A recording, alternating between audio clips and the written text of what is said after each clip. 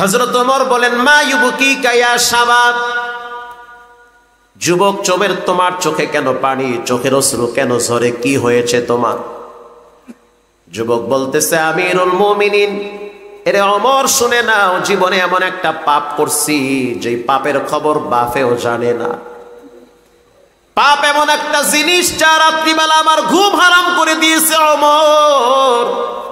ঘুমাইতে গেলে মনে হয় মাটি আমারে কয়, তুই পাপী, ঘুমাইস না, কারণ তোর জন্য ভয়ঙ্কর সাপ কবরে অপেক্ষা করে। পানি পান করতে গেলে পানি আমারে মনে হয় বলে যে তুই পাপী, আল্লাহ পাক তোর মতো পাপীর জন্য পানি রাখে নাই। আমি কি করব, যাব কোথায়? ভাই বিশ্বাস করেন, ভালো হই আর খারাপ হই, যাই হই না কেন, পাপ এমন জিনিস, পাপ বাপেরও কখনো ছাড়ে না। আপনাকে কোথাও না কোথাও ঠেকায় দিবে, আপনি জইলা পুইরা শেষ হয়ে যাবেন। পাপ মানুষকে সাময়িক শান্তি দেয়, পরবর্তীতে তারে জ্বালায়া পোড়ায়া শেষ বানায়। এটা পাপের চরিত্র। আপনি একটা মেয়ের চরিত্র নিয়ে টান দিবেন, আপনার বোনও তো বড় হচ্ছে, আপনার বোনও বড় হচ্ছে, আপনি কই যাবেন ভাই? আপনি বিবাহ করতেছেন 30 বছর পরে, আপনার মেয়েটাও বড় হচ্ছে। আপনি আকাম করছেন 13 বছরের সময়, 2 নম্বরই করছেন 18 বছরের সময়, এরপরে বিয়ে করছেন 25 বছরে, বাচ্চা হয়েছে, মেয়ে বাচ্চা, এই বাচ্চা বড় হচ্ছে। আপনি একটা মায়ের মেয়ের সাথে আকাম কুকাম কইরা আপনার মেয়েটাকে সলিড রাখবেন, এটা হতে পারে না, এটা হতে পারে না। এজন্য খুব সাবধান। শয়তানের ধোকায় যদি কখনো পাপ হয়েও যায়, আপনার জন্য রাস্তা একটা খোলা আছে, সেটা হলো তওবার রাস্তা, আল্লাহর সাথে কালেকশনের রাস্তা। চোখের পানি ঝরান, তওবা করেন, আল্লাহ তাআলা ওই পরবর্তী প্রজন্মকে আপনার পাপের আযাব থেকে বাঁচায়া দিবে। কথা ঠিক না ঠিক? বাঁচায়া দিবে। ওমর রাদিয়াল্লাহু তাআলা আনহু বলেন যে এত ভয়ঙ্কর পাপ করলা, বাচ্চাদের মতো কাঁদতেছো, আমারও তো খুব খারাপ লাগতেছে।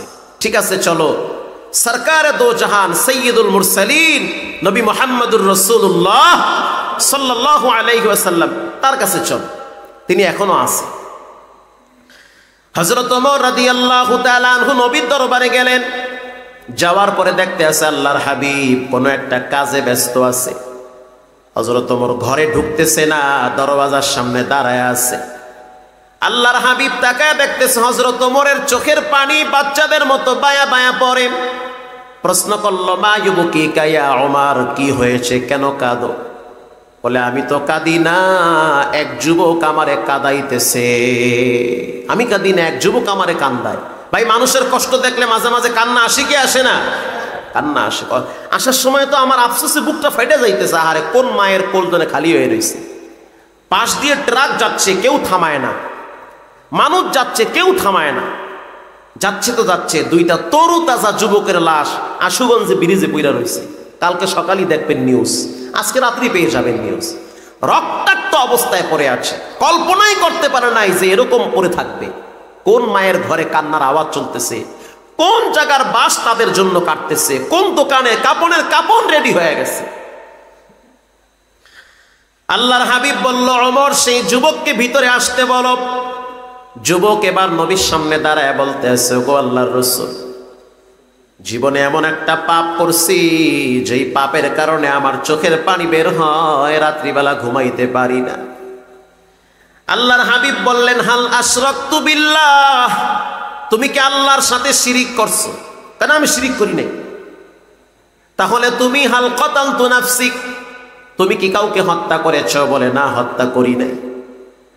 তাহলে তোমার পাপটা কি পাহাড়ের চেয়ে বড় হবে? কহ, পাহাড়ের চেয়েও বড় হবে। তোমার পাপ কি আসমানের চেয়েও বড়? আমার পাপ আসমানের চেয়েও বড়। আল্লাহর হাবিব আশ্চর্য হয়ে গেলেন, আবার বলতেছে, যুবক, তোমার পাপ কি আল্লাহর রহমতের চেয়েও বড়? এবার যুবক বলতেছে, আমি যেই পাপ করছি লজ্জাজনক পাপ, মানুষের কাছে বলা যায় না, লজ্জায়, কেউ জানে না, তবে একজন জানেন, তিনি হলেন কে? আল্লাহ জানেন। এবার আল্লাহর হাবিব বলতে আছে, কি সেই পাপটা একটু খুইলা কও। ওগো আল্লাহর রাসূল, আমার চরিত্র হলো ভয়ঙ্কর চরিত্র, যেটা উপর দিয়ে দেখা যায় সেটা ভিতর থেকে দেখা যায় না। আমার বাহ্যিক সুরত দেখে মানুষ মনে করবে আমার মতো দরবেশ কেউ নাই, কিন্তু আমার ভিতরে ভয়ঙ্কর একটা চরিত্র লুকিয়ে আছে, সেটা পৃথিবীর কেউ দেখে নাই, সেটা একজন দেখেন, তিনি হলেন কে? আল্লাহ দেখছে। আমার চরিত্র হলো, মানুষ যখন মারা যায়, লাশ যখন কবরে রাখে, লাশ কবরে রাখা যখন মানুষ যখন বাড়িতে যায়, ওই মাটি খনন কইরা সেই লাশটারে আবার আমি উঠাই, উঠানোর পরে উলঙ্গ কইরা কাপনের কাপন বাজারে নিয়ে বিক্রি করি। আমি হইলাম কাপন চোরা। তাহলে চিন্তা করেন কত ভয়ঙ্কর চোরা। ঘটনাক্রমে আমি একদিন শুনতে পাইলাম মদিনার একটা সুন্দরী সুশ্রী রূপসী নারীর মৃত্যু হয়েছে। ওই নারীর মৃত্যু হওয়ার পর তার লাশ দাফন হয়েছে। আমি রাত্রিবেলা গোপনে চলে গেলাম সেই কবরের কিনারায়। যাওয়ার পরে মাটি খনন করলাম। মাটি খনন কইরা যখন তাকাইছি, দেখতেছি অনেক সুন্দরী রূপসী এক নারী। আমি আস্তে করে কাপনের কাপন সরায় ফেলাইছি। সরানোর পরে তখন আমার ভিতরে একটা খায়েশাত আসছে, খারাপ চরিত্র চলে আসছে। শয়তান আমারে ধোঁকা দিয়া ফেলাইছে। এত সুন্দর সুশ্রী নারী কোনোদিন পাবি না, জিনা কর। আমি আর দেরি করি নাই, আমি জিনা করছি সেই মৃত নারীর সাথে। গো নবী, আল্লাহর হাবিব শোনার পরে ধমক নিয়ে তাড়ায়া দিস, দূর হ। এত জঘন্য ভয়ঙ্কর পাপ কি কোনো মানুষ করতে পারে? এই যুবক এবার ক্ষমার দিকে দৌড় শুরু করছে। চোখের পানি ছেড়ে দিয়ে কয়, আল্লাহ, তুমি ছাড়া এই জমিনে আমার কেউ নাই। দরওয়াজা সব বন্ধ হয়ে গেছে, নবীর দরওয়াজাও বন্ধ হয়ে গেছে। নবী আমারে তাড়ায় দিছে, আমি যাব কোথায়? কিন্তু আমি জানি আমার মালিক তো আপনি, আমার স্রষ্টা আপনি, আপনি ছাড়া আমারে কেউ বানায় নাই। যুবক রাত্রিবেলা পাগলনির মতো পাহাড়ে চলে গেছে। মানুষের ভিতরে যখন টেনশন থাকে তখন তার ভিতর থেকে ভয় চলে যায়। কথা কন না কা? যখন মানুষ টেনশনে থাকে তখন পাহাড়ে হাঁটে না পানিতে চলে, সেটা তার মনে থাকে না। এখন তার টেনশন ঢুকছে, না জানি এই অবস্থায় আমার মরণ চলে আসে। তিনি এবার পাহাড়ের চূড়ায় দাঁড়াইছে। সবচেয়ে উঁচা পাহাড়টায় দাঁড়াইছে, সবচেয়ে বড় পাহাড়ে দাঁড়াইছে। দাঁড়াবার পর বলে, আল্লাহ, যদি আমার সামর্থ্য থাকতো, শক্তি থাকতো, তোমার কাছে গিয়ে তোমার পাও দুইটা আমি জড়ায়া ধরতাম, কিন্তু সেই শক্তি আমার নাই। তুমি আমারে তাড়াইয়া দিও না রে আল্লাহ।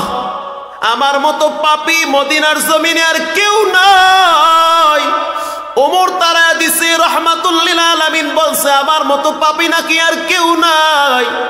সর্বোচ্চ পাহাড়ের চূড়ায় দাঁড়ায় বলতে আছি, তোমার রহমত ছাড়া আমার কোনো উপায় নাই। ইন দি মিন টাইমে হযরত জিবরাইল নবীর দরওয়াজায় নক করেছে। আল্লাহু আকবার। আল্লাহর লাডারে আওয়াজ করেছে। আল্লাহ পাকের কুদরতি অন্তরে জোশ চলে আসছে। জিবরাইল আমিন আয়েশা বলতেছে, গো আল্লাহর হাবিব, আল্লাহ পাক জানতে চাইছে সমস্ত মানুষদেরকে সৃষ্টি করেছেন কে? যদি আল্লাহ তাআলা সৃষ্টি করে, তাহলে ওই বান্দাকে আপনি কেন তাড়ায়া দিলেন যেই বান্দার স্রষ্টা হলো আল্লাহ? আমি কোরআনের আয়াত নিয়ে আসছি। আল্লাহ পাক বড় আদর কইরা ক্ষমার ঘোষণা হিসাবে আয়াত পাঠায়া দিছে, ইল্লা মান তাবা ওয়া আমানা ওয়া আমিলা আমালান সালিহা। ও নবী, আপনি জানায়া দেন, কেউ যদি গুনাহ করার পর তওবা করে, তওবা করে, তওবা করে, আল্লাহ কয় তার গুনাহ মাফ কইরা গুনার জায়গায় নেকি দিয়া পূরণ করে দে। ওয়াসারিউ ইলা মাগফিরা, সে তো ক্ষমার দিকে দৌড় মারছে। নবী আপনি জানায়া দেন, যেহেতু ক্ষমার দিকে দৌড়াইছে, আমি তার জন্য জান্নাত সহজ করে দিছি। এজন্য রব্বুল আলামিন বলেন, ক্ষমার দিকে দৌড়াও, ক্ষমার দিকে দৌড়াও। আগে ক্ষমা, এরপরে হলো জান্নাত।